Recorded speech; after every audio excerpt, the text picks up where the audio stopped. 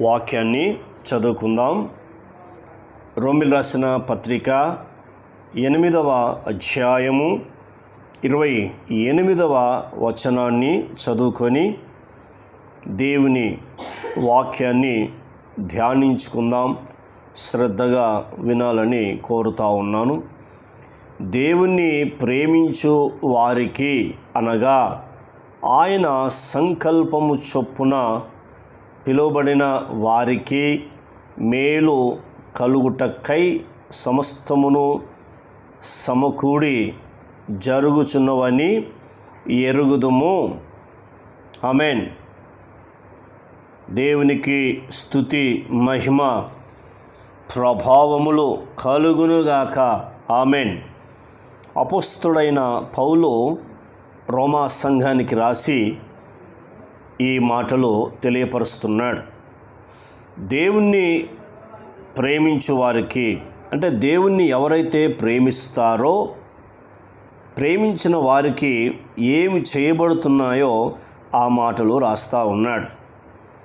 దేవుడు మనని ప్రేమించాడు. దేవుడు ప్రేమ స్వరూపి. ప్రేమ కలిగిందంటే అది దేవుని మూలంగానే.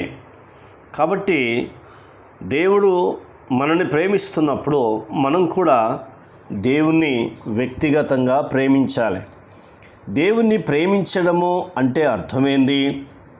ఆయన మాట వినడమే ప్రేమించడం. ఆయనకు లోబడమే ఆయనను ప్రేమించడం. ఆయన సన్నిధానములో నిన్ను నీవు తగ్గించుకొనడమే ఆయనను ప్రేమించడం. ఆయన ఆజ్ఞలు పాటించడమే ప్రేమించడం. ఇలా దేవుడినితో నాతో మాట్లాడుతూ ఉన్నాడు. మొదటిది. రెండవది అనగా ఆయన సంకల్పము చొప్పున పిలువబడిన వారికి. దేవుని సంకల్పం చొప్పున నిన్ను నన్ను పిలిచాడు. పిలువబడిన వారికి మేలు కలుగుటకై అన్నాడు. దేవుని యొక్క సంకల్పం ఏంటంటే ఈ జగత్తి పునాది వేయబడక మునుపే తండ్రి అయిన దేవుడు క్రీస్తులో మనను ముందుగా సిద్ధపరచుకున్నాడు, నిర్మించాడు. కాబట్టి ఇక్కడ చెప్తున్నాడు ఏంటంటే పిలువబడిన వారికే, అందరి కాదట. గుర్తుంచుకోండి. ఆయన సంకల్పం చొప్పున ఎవరైతే పిలువబడ్డారో వారికే మేలు కలుగుటకై అని మాట్లాడుతున్నాడు. మరి దేవుడు నిన్ను నన్ను పిలిచాడు.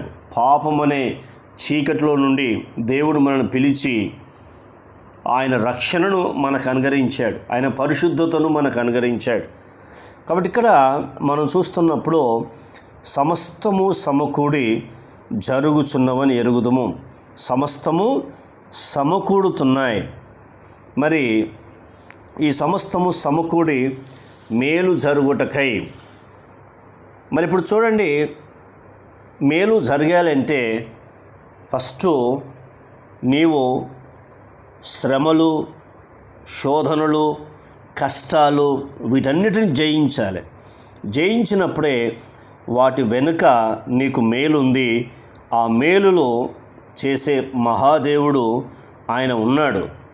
ఇప్పుడు మనం చూస్తున్నప్పుడు యోసేపు జీవితంలో ఎన్ని శోధనలు, ఎన్ని శ్రమలు, ఎన్ని కష్టాలు, ఎన్ని నిందలు ఆయన భరించాడు. వాటన్నిటినీ జయించగలిగిన కృప దేవుడు యోసేపుకు అనుగ్రహించాడు. అందుకే యోసేపు వాటిని చూడలేకపోయాడు. దేవుని వైపు చూసి, ప్రభా వీటిని జయించే కృపను మాకు దయచేయమని దేవుని సన్నిధానంలో అడిగినప్పుడు దేవుడు యోసేపు జీవితంలో మేలు చేశాడు. భయంకరమైన కరువులు ప్రారంభమవుతున్న దినాల్లోనే 2 బిడ్డలనిచ్చాడు.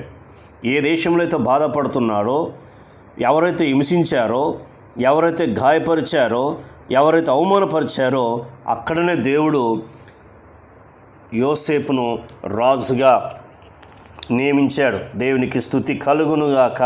ఆమేన్. దానియేలు జీవితంలో కూడా మనం చూడవచ్చు. దానియేలు జీవితంలో కూడా మనము చూడవచ్చు.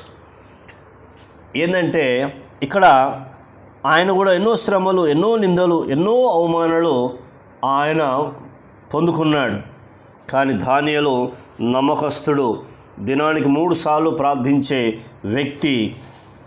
ఆ ప్రార్థన ద్వారా దేవుడు సింహాల నోరు మూయించి ఆ యొక్క శోధనలు జయించే కృపను దేవుడిచ్చాడు. అందుకే దానియేలు దేవుడు సింహాసనం మీద కూర్చొనిబెట్టాడు. దేవునికి స్తుతి మహిమ కలుగునుగాక. షడ్రక్, మేషక్, అబేద్నెగోలు వారి జీవితంలో కూడా రాజు ఎదురుకు తీసుకొచ్చినప్పుడు రాజు విగ్రహాన్ని పెట్టి, రాజు పోలిక చొప్పున చేయబడ్డ విగ్రహాన్ని పెట్టి, నాకు 30 దినాల వరకు నన్ను మీరు పూజించాలి, ఏ దేవుని కూడా పూజించకూడదు అన్నప్పుడు వాళ్ళు ఆలోచన చేశారు, రాజా నీవు చేయించిన నీ యొక్క విగ్రహాన్ని మేము మొక్కలేము, ఎందుకంటే అది మనుషులతో చేయబడ్డది కాబట్టి మేము జీవంగల దేవుణ్ణి మేము ఆరాధిస్తున్నాం అని వాళ్ళు రాజును ఎదిరించడానికి దేవుడు వారికి కృపనిచ్చాడు. రాజును వాళ్ళు ఎదిరించారు. నీవు చేసిన నీ రూపంలో ఉన్న ఈ బొమ్మకు మేము ఎలా పూజ చేస్తాం? మొక్కం నాయన, మేము జీవంగల దేవుణ్ణి మొక్కుతాం. ఆయన్నే సైన్యములకు అధిపతి అయిన యెహోవా, ఆయన్నే ప్రభు, ఆయన రాజులకు రాజు, ప్రభువులకు ప్రభు, ఆయనే మెస్సయ్య, ఆయన యేసయ్య, ఆయనకి మేము పూజ చేస్తాం అన్నప్పుడు 7 అంతల అగ్నిని వాళ్ళు చేశారు. నిజమే కదా, 7 అంతల అగ్ని ఉన్నప్పుడు మేలెట్లవుతుంది? అది శ్రమే కదా, అది బాధే కదా.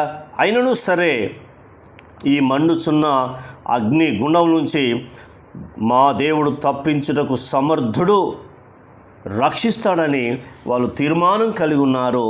కాబట్టి వారు రాజును ఎదిరించే కృపను దేవుడు వారికి అనుగ్రహించాడు.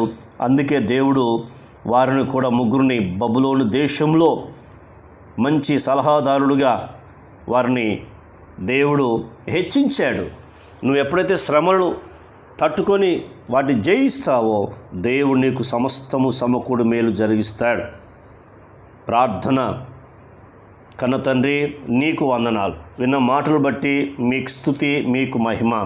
మిమ్మల్ని ప్రేమించు వారికి, అనగా మీ సంకల్పం చొప్పున పిలువబడిన వారికి మేలు కలుగుటకై సమస్తము సమకూడి జరుగుచున్నవని మాతో మాట్లాడినావు. అనేకమైన విషయాలు మీరు మాకు నేర్పించినందుకు మీకు స్తుతి మహిమ కలుగునుగాక. మమ్మల్ని అందరిని ఆశీర్వదించమని మా ప్రార్థన విని జవాబిచ్చినందుకు కృతజ్ఞతలు చెల్లిస్తూ యేసు నామంలో పొంది ఉన్నాం తండ్రి. ఆమెన్. దేవుడు మనందరిని దీవించి ఆశీర్వించునుగాక. ఆమెన్.